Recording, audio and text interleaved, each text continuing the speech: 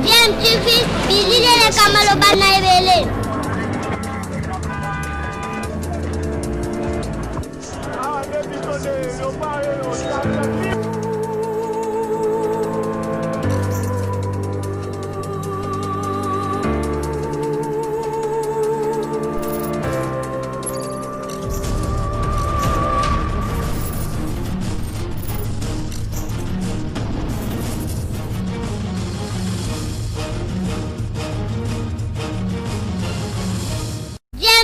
toujours un enfant. Sur TV, bonjour ou bonsoir, cela dépend à l'heure à laquelle nous sommes de vous savoir nombreux en train de nous suivre en République démocratique du Congo. Et avant de traiter le sujet, on vous propose une pelise. Nous avons pris l'habitude depuis que cette pandémie rage dans le monde, de rappeler à respecter des mesures barrières afin de lutter efficacement contre cette pandémie. En effet, la prévention est à ce jour le seul traitement efficace contre cette maladie. Alors l'actualité, c'est aussi l'élection à venir du premier vice-président de l'Assemblée nationale. Devra remplacer justement Jean-Marc Kabound Akabound qui occupait ce poste et qui a été déchu, vous le savez, à la suite de la pétition qui avait été lancée contre lui par l'honorable député Jean-Jacques Mamba, élu de la Lukunga sur la liste MLC et donc député de la Mouka. Jean-Marc Kabound a été déchu. Dans un premier temps, Jean-Marc Kabound s'était montré plutôt serein en acceptant le choix qui a été fait au national. Après un moment, il y a eu des réunions au niveau de l'UDPS où le secrétaire général ad interim Augustin Kabouya lisait un communiqué en tout cas qui disait que l'UDPS n'allait présenter aucun candidat, qui enjoignait d'ailleurs les députés UDPS de ne pas se présenter comme candidat au risque d'être exclus du parti. Volte-face finalement, nous avons tous vu le lundi 8 juin le secrétaire général ad interim de l'UDPS allait déposer la candidature de l'honorable députée élue de l'ICASI, Madame Patricia Nsea, comme candidate de l'UDPS à ce poste en remplacement à Jean-Marc Kabound. Et nous nous sommes posé beaucoup de questions en rapport avec ce volte-face. Pour certains observateurs, ils estimaient que finalement, Félix Tshisekedi, qui est l'autorité morale de l'UDPS, en tout cas en ce moment, se serait imposé en évitant la politique de la chaise vide. Donc, il allait absolument poser une candidature de l'UDPS en remplacement avec Jean-Marc Kabound. Visiblement, Jean-Marc Kabound n'a pas accepté cette situation puisque ce dernier, au travers de ses avocats, a saisi le même lundi 8 juin le Conseil d'État, en tout cas, Jean-Marc Kabound, via ses avocats,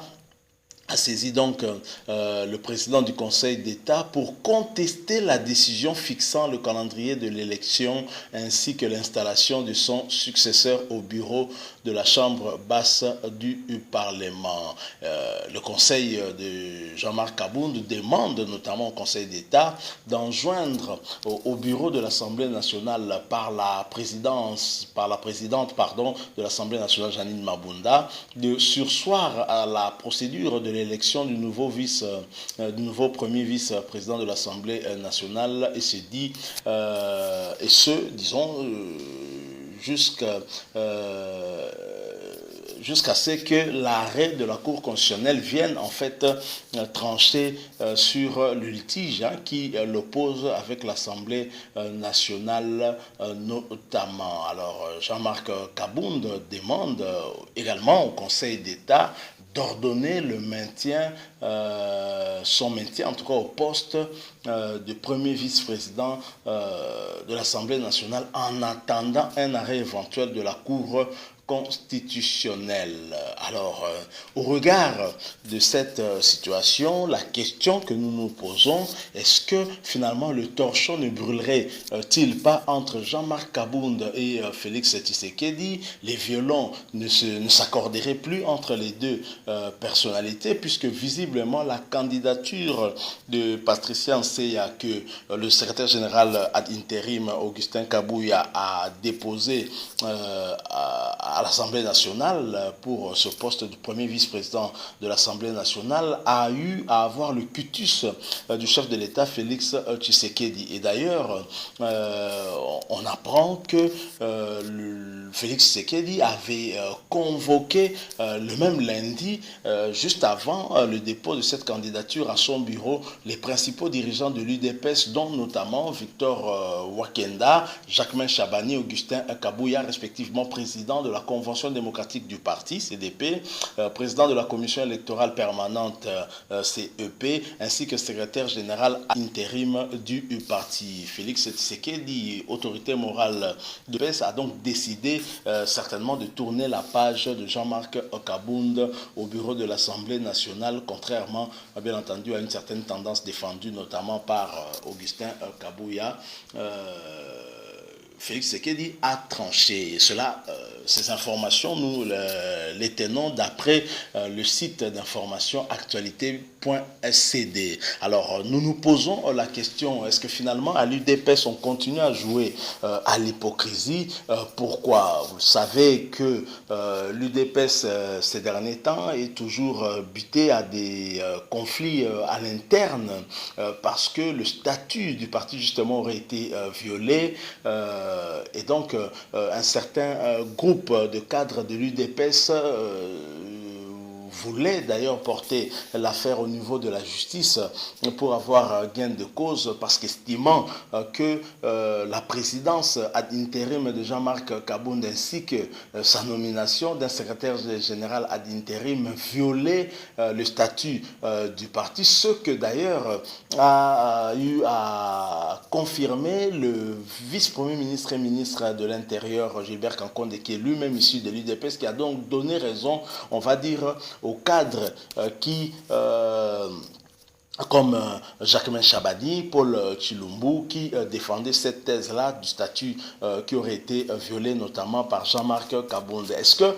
Félix Tshisekedi finalement tourne la page de Jean-Marc Kabound, non pas seulement dans cette affaire du poste du premier vice-président à l'Assemblée nationale, mais aussi au niveau de l'UDPS? Vous savez que Jean-Marc Kabound a été souvent attaqué, notamment par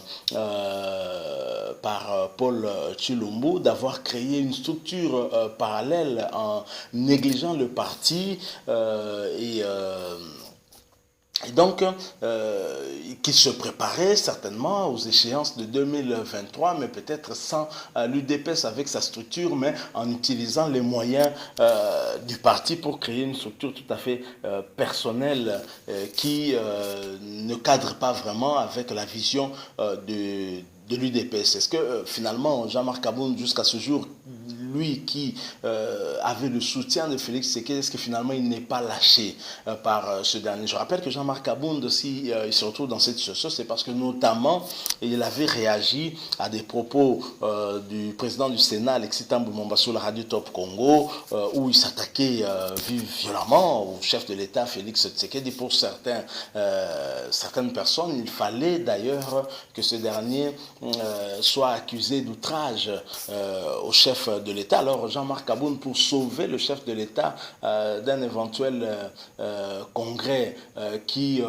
dont l'UDPS en tout cas avait peur, qu'on ne se le cache pas, il a eu à faire une déclaration qui a permis en tout cas d'empêcher l'organisation de ce congrès, mais seulement cette déclaration n'est pas passée inaperçue parce que justement les députés estimaient que c'était des fausses informations données par Jean-Marc Kabound et notamment un député, Jean-Jacques Mamba, qui lui demandait de fournir un peu plus d'explications par rapport à ce qui en disant que pour l'organisation d'un congrès coûté au trésor public la bagatelle somme de 7 millions de dollars américains. Alors avec cette situation, est-ce que ce n'est pas un bras de fer que Jean-Marc Kabound veut non seulement tenter avec le chef de l'État Félix Tshisekedi, autorité morale de son parti, mais également avec le FCC? Est-ce qu'il en sortira gagnant? Pas sûr, parce qu'il n'aura certainement pas le soutien de ses pairs de l'UDPS, parce que déjà Augustin Kabouya s'est rangé du côté de Félix Tshisekedi, parce que c'est lui qui est allé déposer cette candidature de Patricia Nseya. Visiblement, Jean-Marc Kabound reste dans la logique de la confrontation jusqu'où il ira, mais la vérité est que pour devenir premier vice-président de l'Assemblée nationale, ce n'est pas de la volonté de Félix Tshisekedi, ce n'est pas de la volonté de l'UDPS, encore moins du cash, mais seulement de la volonté du FCC par son autorité morale Joseph Kabila, parce que c'est le FCC qui est majoritaire et on sait comment les députés, les honorables députés membres du FCC suivent à la lettre le mot d'ordre de leur autorité morale. Donc ça aurait été compliqué en tout cas pour Jean-Marc Kabound de rester à ce poste-là tant que ce dernier lui a été offert pratiquement par le FCC. Donc voilà un peu ce qui se passe, cette cacophonie qu'il y a autour de l'éviction de Jean-Marc Kabound au poste de premier vice-président de l'Assemblée nationale. Il ne veut pas lâcher, il porte l'affaire au niveau de la justice, mais pour quel résultat? Alors que le chef de l'État Félix Tshisekedi visiblement veut jouer à l'apaisement, il n'est pas dans la logique de la confrontation, estimant peut-être qu'il n'en a pas suffisamment de moyens, ou alors dans les contextes actuels où le pays vit quasiment une récession, il n'est pas bon, il n'est pas opportun de créer une crise dont personne ne sortira gagnant, en tout cas pas à l'UDPS. Et à ce stade, visiblement, les combattants de l'UDPS se rangent certainement du côté du chef de l'État Félix Tshisekedi, autorité morale de l'UDPS, qui a tranché sur cette question. On verra jusqu'où Jean-Marc Kabound ira. Mais certains observateurs estiment que si Jean-Marc Kabound reste dans cette logique-là, il devra démissionner de l'UDPS et quitter l'UDPS, parce que ça signifiera qu'il n'a plus la même vision que l'UDPS et qu'il s'écarte en tout cas des instructions données par leur autorité morale, ce qui ne permettra pas en tout cas qu'il y ait une sérénité au niveau de ce parti. Donc voilà pourquoi nous nous posons cette question de savoir, est-ce que finalement le torchon ne brûlerait-il pas entre l'autorité morale de l'UDPS et le président ad intérim Jean-Marc Kabound, parce que des contradictions dans les actes que les uns et les autres posent, et c'est triste de le constater, mais finalement Félix Tshisekedi devrait mettre de l'ordre dans la maison UDPS s'il veut faire face à des échéances à venir, parce que déjà au sein de la coalition Okash, il y a une crise qui ne dit pas son nom. Au sein de l'UDPS, il y a une crise, et au sein du FCC cache également une crise encore. Il faudrait à un certain moment essayer de désamorcer toutes ces crises-là afin qu'il y ait un bon climat qui puisse favoriser en tout cas le bon fonctionnement aussi des institutions, car ça dépend également des relations au niveau de ces coalitions qui dirigent le pays actuellement. Nous arrivons à la fin de notre petite analyse. Si vous avez aimé, laissez-nous un like, pourquoi pas un commentaire aussi. N'oubliez pas de vous abonner et cliquez également sur la cloche juste à côté pour ne rien manquer des prochaines vidéos que nous mettrons en ligne. Le coronavirus est réel, continuons à nous protéger afin de faire barrage à cette propagation, couper la chaîne de contamination en respectant bien sûr les mesures barrières. Merci de nous avoir accordé de votre temps pour